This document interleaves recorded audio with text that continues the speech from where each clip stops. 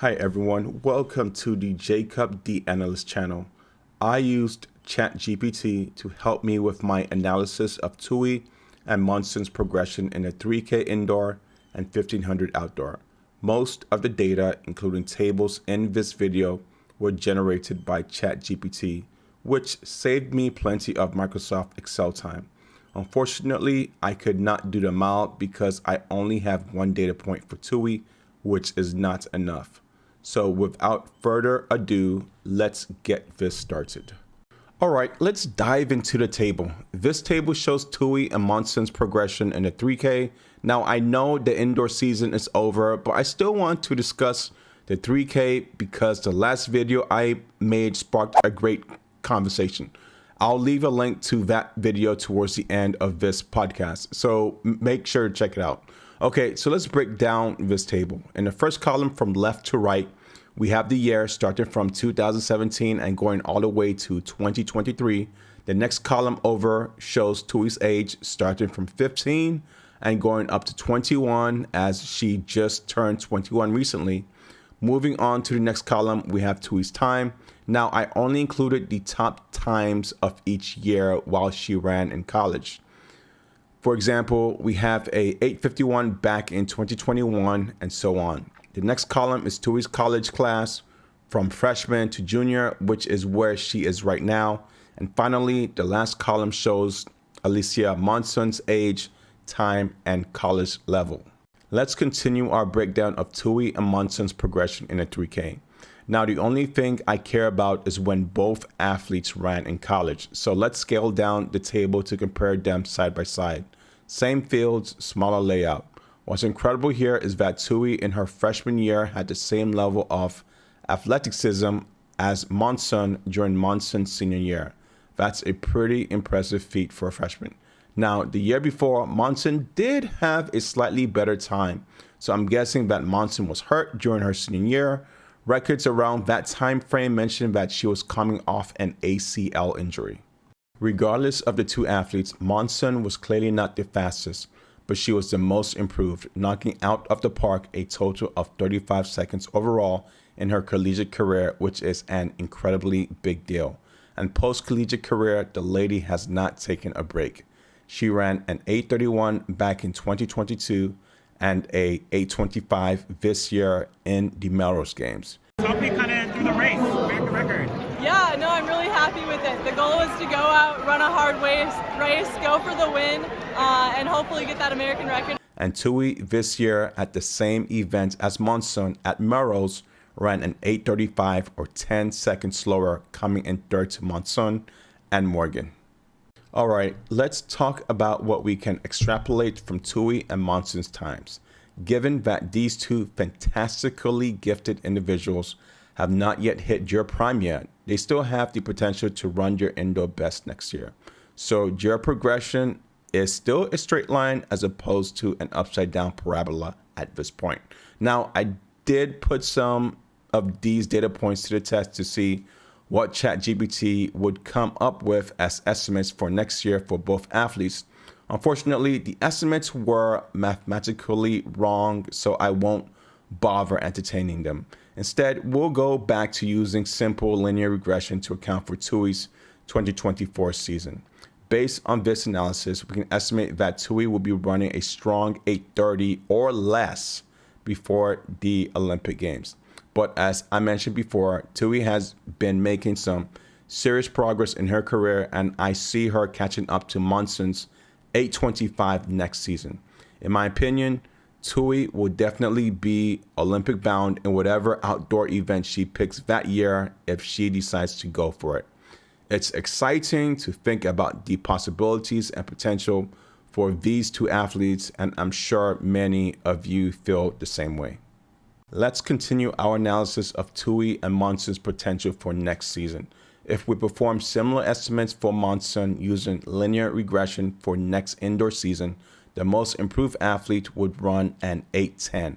However, I think that's a little bit too much and exaggerated to expect. Based on my analysis, I believe that Monson can reach an 8:15 to 8:20, which is still an incredible achievement as it would take off 10 seconds from her previous best. It's important to remember that these estimates are just fat estimates, but they can still give us a good idea of what these athletes are capable of achieving in the future.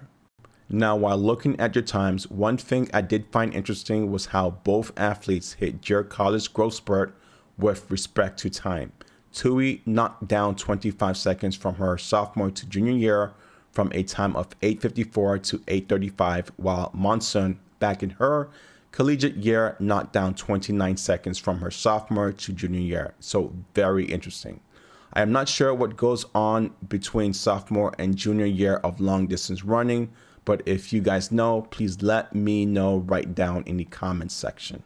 Now, if Touhy ends up running a 8:25 next indoor season, I think she definitely has enough to make it on the Olympic team in the 1500 and just maybe in the 5K. The 5K would be close, as Phil mentioned in the comments of the last video. If she's able to run a sub 15 this outdoor season and knock another 15 seconds next year, I think that is asking for too much of her, but let me know what you guys think. Regardless, let's take a look at Touhy's 1500 outdoor times.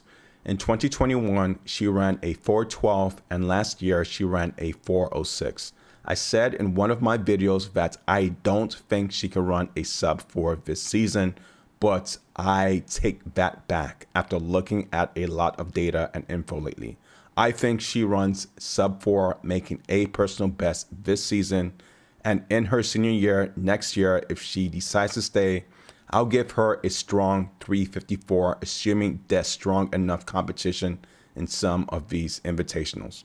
Now, my argument has always been she's too talented to remain in the NCAA, but some of you feel that she should stay, which is okay with me, but we can all agree it's her decision at what she decides to do at the end of the day. And in the mile for next indoor season, I think Touhy could take 7 seconds off her time and most likely break the American record, especially if strong competition shows up. Now, I have time to go over the top American record in the indoor mile, 1500 indoor, 3K indoor, 1500 outdoor, and 5K outdoor. Starting with the indoor mile, the American record was held by Eleanor Puri, and I think she goes by Ellie, I'm not exactly sure. Well, that was back in 2020 at the Armory Track and Field Center in New York with a time of 4:16 compared to Touhy's recent time of 4:24.26, which is ranked 15th overall. Mary Tabb has the second all-time fastest time, followed by Josetta Norris. Top American in the 1500 is Regina Jacobs, with no relations to me, with a time of 3:59 back in 2003 versus Touhy's current time of 4:06 this past indoor season, which is tied at top 17. Second record time is Eleanor Puri with a time of 4 flat, who I think is still running this season. And third is Mary Decker during the interesting years of the 1980s. And the top American for the indoor 3K is obviously Alicia Monson, with that amazing time of 8:25 at Melrose, knocking down Carissa's previous record. And that is versus Touhy's 8:35, ranked 8th all-time that took place at the same event. Second all-time is Carissa, and third is Shelby Houlihan. And the top American for the outdoor 1500 is Shelby once again, with a time of 3:54 back in Doha, Qatar. Sounds like it might have took place at a Diamond League event. We have that time versus Touhy's current time of 4:06 from last season, which is ranked 101. Second fastest American time was Shannon Rawbury, and third was Mary Decker. And in the 5K outdoor, the American record again is by Shelby.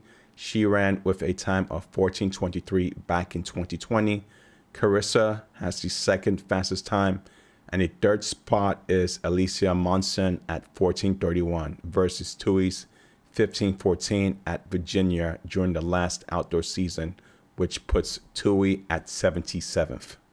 Now looking at these events, it looks like Alicia Monson and Carissa Schweitzer are in great position to break the American record in the 5K this outdoor season, assuming Schweitzer is 100% healthy. And we shall see.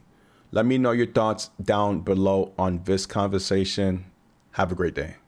So if you liked this video, then check out the videos right above or visit our short clip playlist. Have a great